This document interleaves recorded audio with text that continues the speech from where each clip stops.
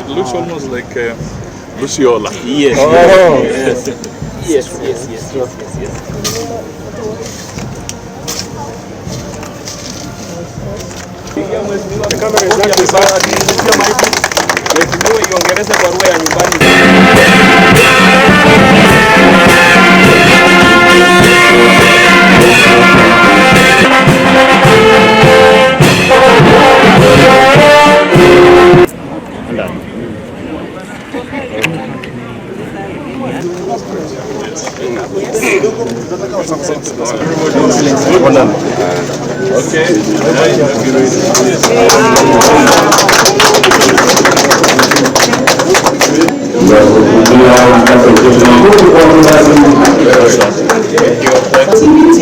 Our communication in terms of getting the job online.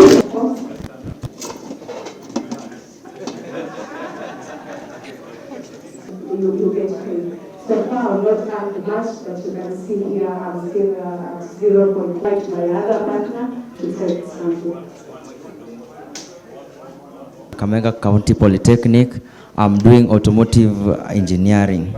I do the proposals and other scripts, then I send them to the clients, then I be given my money. So for now, there's a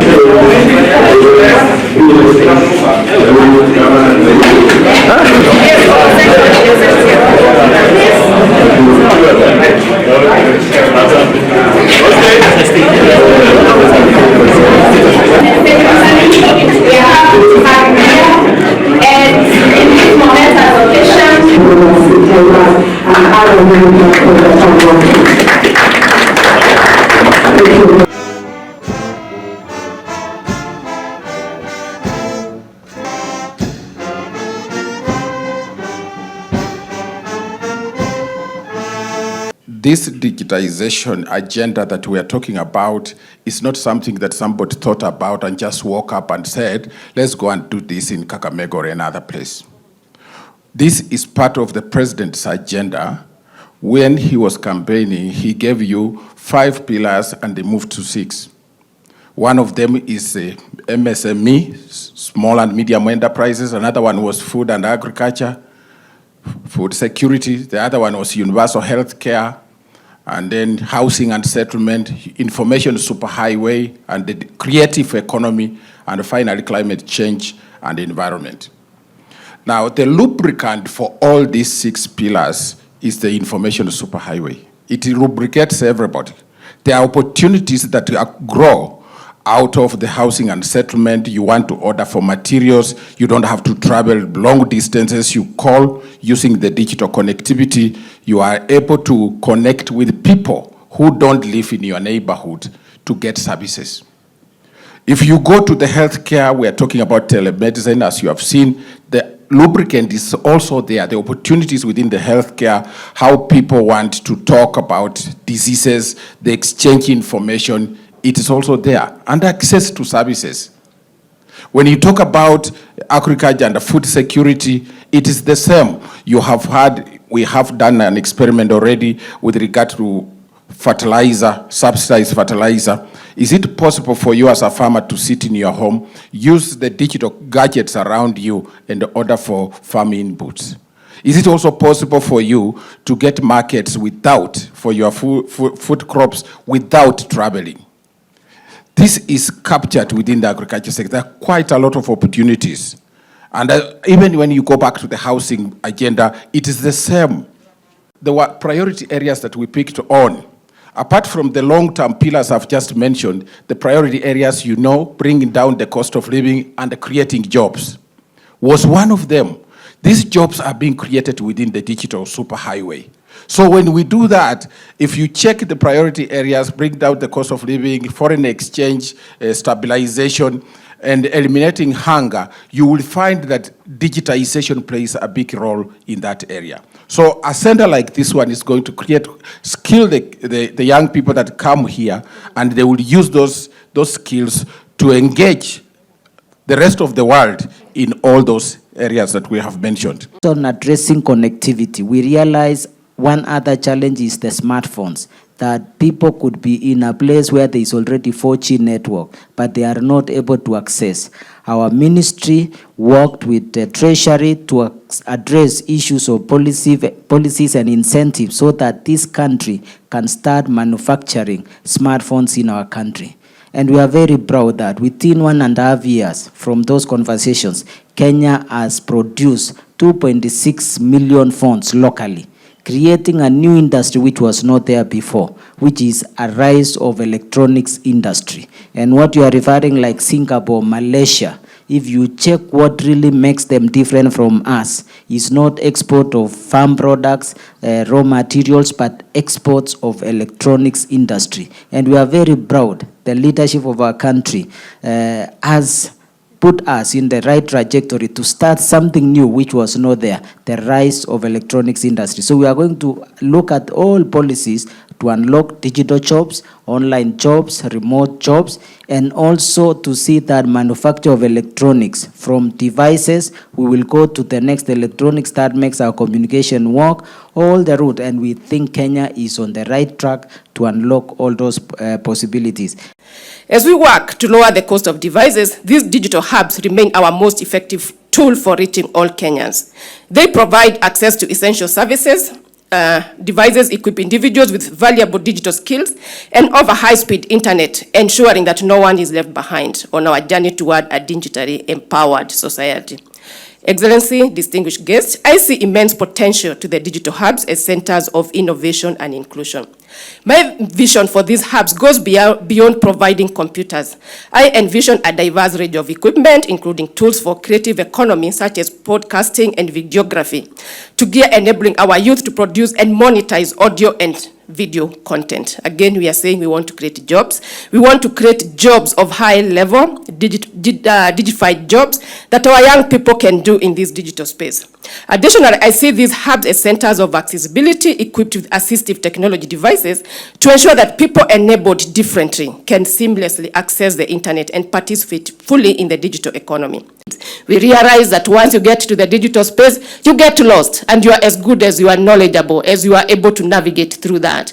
And that's why, again, we are talking as a government, we have to start digital household hygiene, cyber hygiene at the household level.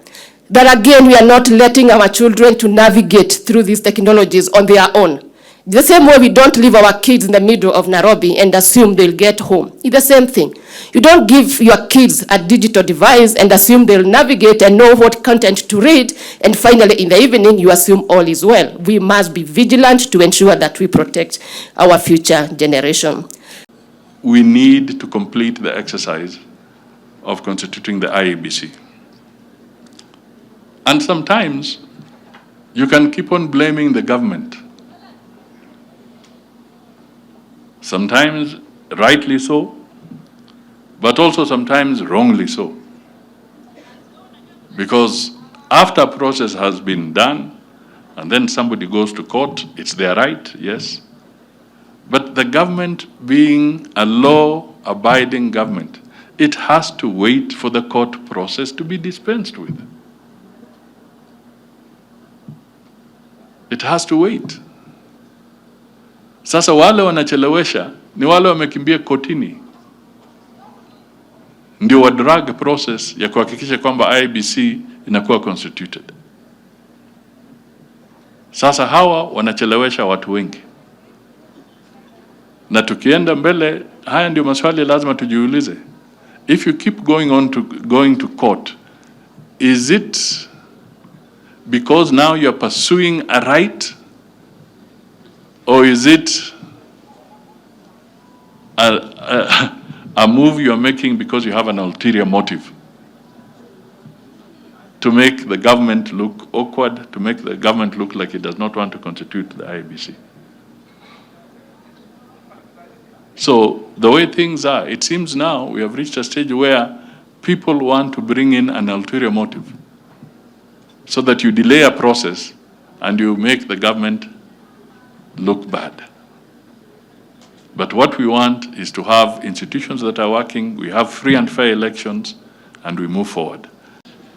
We are also proud of the impact of the Electronic Travel Authorization ETA launched in January 2024, which has increased or led to the increase of number of tourists visiting Kenya by over 20%.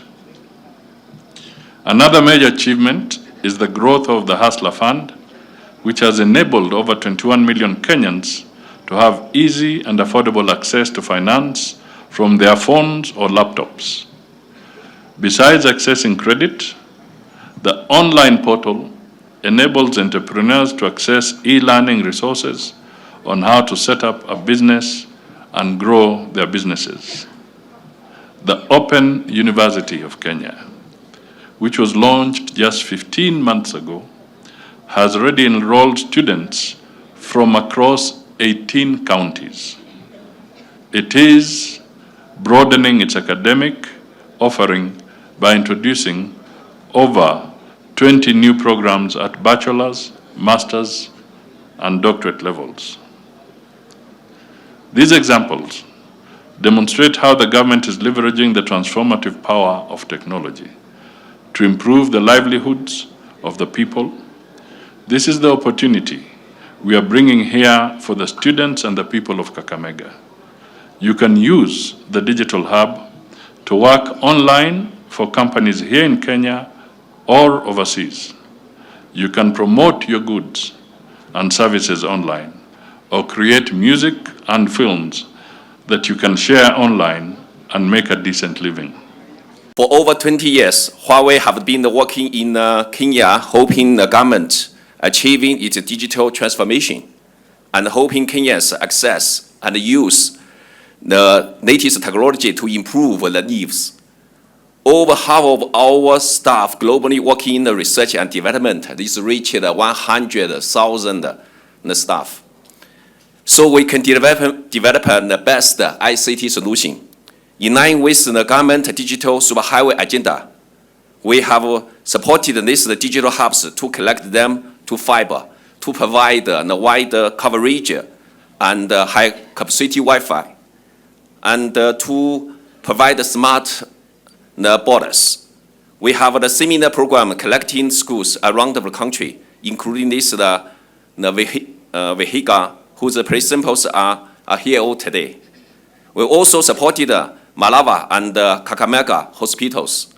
Today, we have seen the evidence. This is the transforming the education, creating opportunities, enabling the youth to participate in the digital economy and increasing the incomes.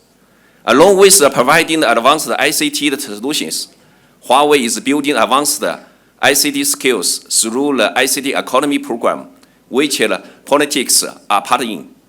We also have the basic digital skills programs, such as through the digital track that is recently trained the 350 people in remote areas of the Marsabit together with the communications authority. These two hubs are not only benefiting the 1,037 people and the staffs, but also thousands of the other community members. When we do the projects like this with our partner, as well as the building the mobile and fiber network all around the world. Furthermore, the President's directive to collapse 1,130 pay bills into a single pay bill, the 22222, for all payments for government services, has significantly cut down on leakages in government revenue. The turnaround is amazing. Now the government collects billions of shillings more every month, and you can imagine the cry of the cartels who used to siphon this money from the system. Tunapambana na Taifa Care, mambo ya afya, lakini hatimaye kile kitatuokoa ni kuhakikisha kwamba teknolojia imefikia kila mtu na tumejisajili, ndio sasa tutaanza kupata huduma ambayo inatakikana kwa Wakenya wote bila ubaguzi. And I want to tell you, even as we go forward, we want to start even considering, and some work is on progress, so that even the recruitment, some entities have started, like KRA. If you want to be an intern, you can only do so by applying online. We want to move very progressively such that even when it will come to recruiting people in the security sector, like the police and so forth, we will want the first applications to be online, so that we minimize ile contact ya binadamu kwa binadamu. Ile ya kusema unaleta watu 4,000 kwa kiwanja, wanakimbia, wanafurutana, wengine wanauza ng'ombe, wengine wanakata plot wanauza, hatimaye wanawachwa nje. Wakienda nyumbani roho imekwisha. Sisi tunataka tukienda mbele, tukitumia teknolojia, tujue kwamba kila detail iko online, alafu tutaanza kuwa na mambo ya kusonga mbele kwa njia inayofaa. Hata kwa police, niliposikia regional commissioner akizungumza, hatimaye sio tu mashule, zile 74,000 institutions ambazo zimezungumzwa na Wizara ya ICT kupitia kwa PS na CS, hata hapo tunataka tuweke police stations. Tunataka tukienda mbele tuwe na digital OB.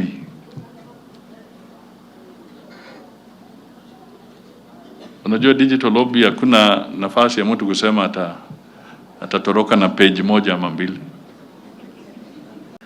The development of high-end Jitume ICT digital hubs is a groundbreaking initiative being implemented by Konza Technopolis Development Authority under the Ministry of Information, Communication and Digital Economy in all technical and vocational education training institutes. It is anchored on the bottom-up economic transformation agenda pillar of the digital superhighway and creative economy that seeks to establish 1,450 digital hubs across the country to stimulate quality jobs and other livelihood opportunities for our youthful population. These hubs are important users of the fiber optic that the government has laid across the country. They are vital entry points to the emerging digital economy that is transforming the lives of citizens throughout the country. The digital hub model ensures that everyone within the coverage area, including students, researchers, and small business operators, have access to the Wi-Fi that it provides. In addition to the fiber internet itself, having Wi-Fi coverage across the entire hub ensures anyone can bring their device to get connected. The free internet provided in these hubs enables our youth to acquire digital skills and connect to global online learning and e-commerce resources. Access to reliable power, either from the national grid or solar systems, is critical to maximize the impact of these hubs on the local communities. The government has practically demonstrated that leveraging digital technologies enhances efficiency and stimulates opportunities for socio-economic transformation. Sasa, hata wewe hapa, ikiwa baba wanasikizana na President Ruto, na mimi pia nimepewa assignment ya kukimbia kwa kimataifa ili tusaidie baba naye akuwe mkubwa wa AU. Wewe ni nani hapa unazidi kutukoroga? Mambo yamebadilika. Mambo yamebadilika. There's a broad-based government. Tunataka tuhusishe kila mtu. Sasa tushikane, tufanye kazi pamoja, tuende mbele. It is so important tusipoteze wakati. By the way, 2 years have gone. Miaka miwili zimeenda. Kwa hivyo kama wewe una lengo la kurudi kwa cheo fulani, wacha kupiga domo. Wacha kupiga domo, kila pahali domo. Tekeleza, kwa sababu miaka miwili, 2025 na 2026, that is where the difference will come in. That is where you're either going to shape the minds of your electorate, or you might as well start preparing early, uende nyumbani mapema.